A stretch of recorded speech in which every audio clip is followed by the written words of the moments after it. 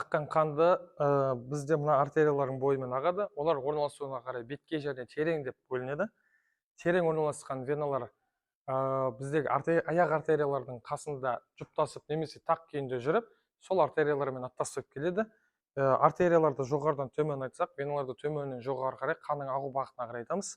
Сыртқы аяқ венасы, вена дорсалис педис, табан венасы, вена плантарис, алдыңғы астыжілік венасы, артқы сыртқышілік венасы, вена тибиалис антериор, эт постериор, тізе асты венасы, вена поплитея, сан венасы, вена феморалис, сыртқы мықын венасы, вена илиака экстерна. Ол өз кезегінде ішкі мықын венасымен қосылып, жалпы мықын венасын түседі.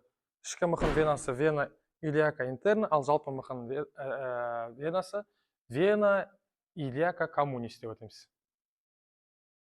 Үлкен аяқтың бетке веналарына үлкен терасты венасы, вена сафена магна деп атаймыз.